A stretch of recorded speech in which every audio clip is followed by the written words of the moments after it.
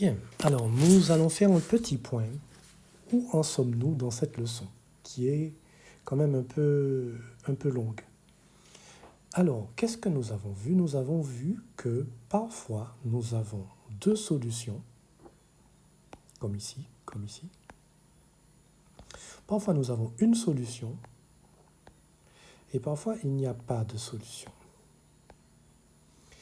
Et quand on calcule delta, avec la formule que vous avez ici, delta égale B2 moins 4AC, on remarque que si delta est positif, il y a deux solutions. Voilà. Si delta est négatif, comme ici, il y a une seule solution. Non, si delta est négatif, il n'y a pas de solution. Et si delta est égal à 0, il y a une seule solution. Bien. Et ces solutions, eh bien, on les a trouvées graphiquement à partir de GeoGebra. Bon, mais si on n'avait pas tout ça, si on n'avait pas GeoGebra, je vais masquer ça. On n'a plus GeoGebra. On n'a aucun outil pour chercher les solutions. On n'a que les mathématiques. Que faire? Jetons un coup d'œil sur le cours. Alors, nous avons une équation comme celle-là, avec A égale 1, B égale moins 5, C égale 4. Alors, écrire l'équation, qu'est-ce qu'il dit le cours? Écrire l'équation sous la forme ax2 plus bx plus c, voilà, égale 0. Identifier les coefficients A, B, C, ça c'est fait. Calculer le discriminant delta. Ok, d'accord. Alors, calculons le discriminant delta. C'est déjà fait. Oups. Voilà. On a déjà delta. Delta égale 9.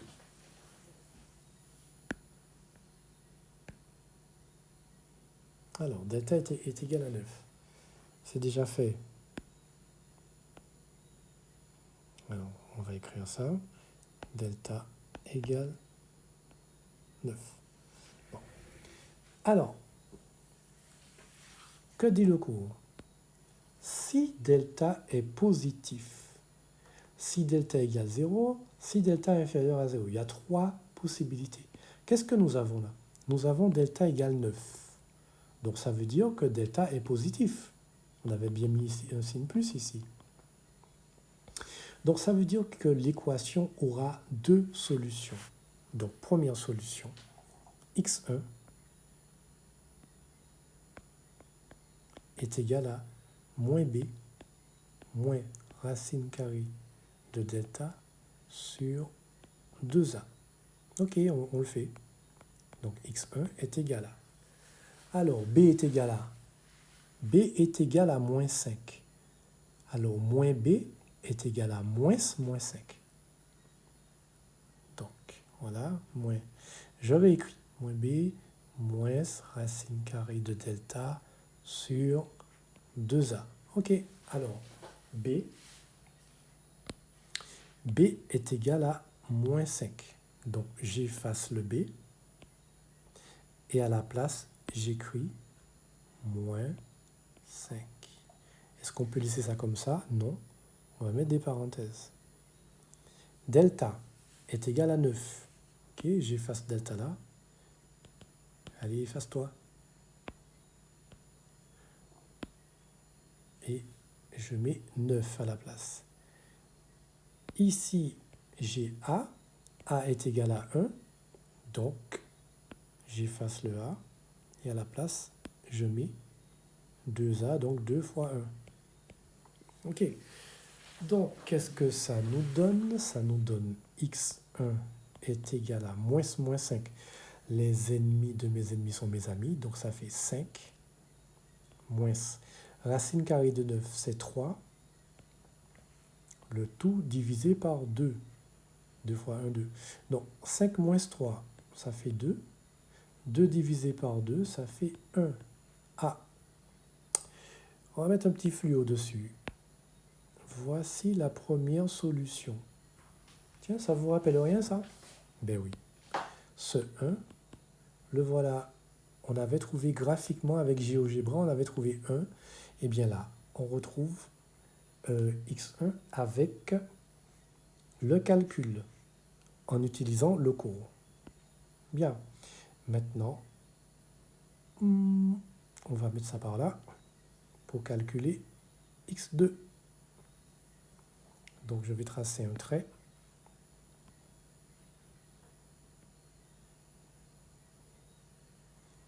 Et on calcule x2. Alors, qu'est-ce qu'on dit pour x2? x2, c'est la même formule que pour x1, sauf qu'à la place du moins, on a un plus. Donc, x2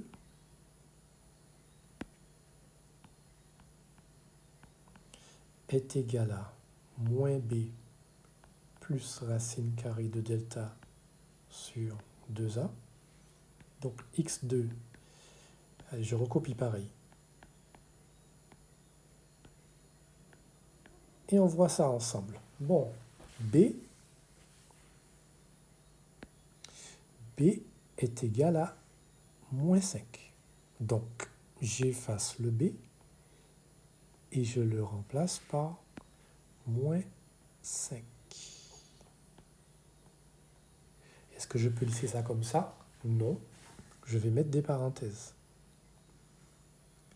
Ensuite, delta, ici. Delta, c'est 9. On l'avait calculé déjà dans le cours précédent. Donc, je prends ma gomme, j'efface delta. Et à la place de delta, j'écris 9. Ici, A est égal à 1. Donc, je prends ma gomme, j'efface le A. Et ici, je mets 2 fois 1.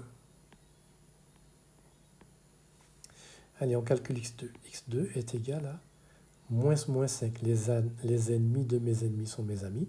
Donc 5 plus racine carrée de 9, c'est 3. Le tout divisé par 2. 2 fois, parce qu'ici nous avons 2 fois 1, 2. Racine carrée de 9, c'est 3. Bon, qu'est-ce que ça nous donne ça? Ça nous donne x2 est égal à 5 plus 3, ça nous fait 8. 8 divisé par 2. 8 divisé par 2, ça nous fait 4. On va mettre un petit fluo dessus. Oh, non, mais pourquoi ça me fait ça? Fluo jaune. Voilà. Bien, et bien voilà. Hein. Regardez ça, x2. Avec GeoGebra, combien on avait trouvé? Avec GeoGebra, on avait trouvé que x2 était égal à 4. Eh bien oui, on a trouvé x2 égale 4 par le calcul cette fois. Et x1 égale 1, qu'on avait trouvé aussi avec GeoGebra. Donc, eh bien, on a fini. On va juste écrire la conclusion. On va écrire la conclusion en rouge. Hein. Du rouge. Non, j'ai pas de rouge. Je vais prendre du violet. Alors, on va écrire l'équation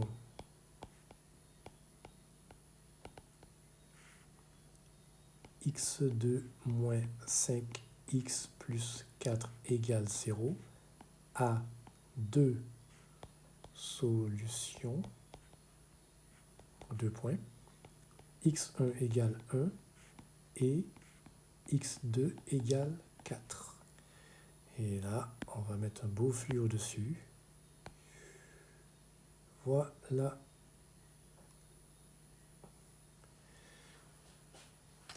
Alors, vous avez le cours à votre disposition ici. Je vous ai déjà envoyé le cours. Donc, vous regardez, vous prenez votre tableau là. Alors, on va déplacer tout ça. Comme ça. Vous prenez votre tableau. Vous regardez delta. Ici, delta est positif. Donc, si delta est positif, ça veut dire que je suis dans quel cas? Si delta est positif, c'est que je suis dans ce cas-là. Ensuite, quand vous allez faire le deuxième, delta est égal à 0. Ça veut dire que vous êtes dans ce cas-là. Vous aurez une seule solution. Ben oui, hein, on sait déjà. Hein. On sait déjà puisqu'on avait trouvé 5. Donc, débrouillez-vous, vous devez trouver 5. C'est bien hein, de travailler en connaissant déjà les résultats. Bon, allez, vous allez faire le 2, le 3, le 4, le 5 et vous faites jusqu'au 10. Bon, ben le 6, c'est pas la peine. Hein, le 6. Le 6, delta est négatif. Si delta est négatif, qu'est-ce qu'on vous dit dans le cours? Dans le cours, on vous dit que si delta est négatif, l'équation n'a pas de solution. Ben, c'est pas la peine de chercher, il n'y a pas. Donc, ici, ici et ici, on a delta négatif, négatif, négatif. Ce n'est pas la peine de chercher de solution. Par contre, ici, positif, positif, positif, vous savez qu'il y a deux solutions à chercher. 0, 0, 0. Eh bien, vous savez que le cours vous dit il y a une seule solution à chercher. C'est ici. Eh bien, je vous souhaite un bon courage, un bon travail. On va revenir là-dessus. Donc, je vous laisse faire ça. Comment je vais remonter les résultats? Je crois que cette fois, je vais vous demander de faire des photos de votre feuille de travail. Ça va me faire beaucoup de boulot à contrôler chaque feuille, mais bon. Enfin, je réfléchis à une solution pour faire remonter votre recherche. Voilà. Eh bien, à bientôt.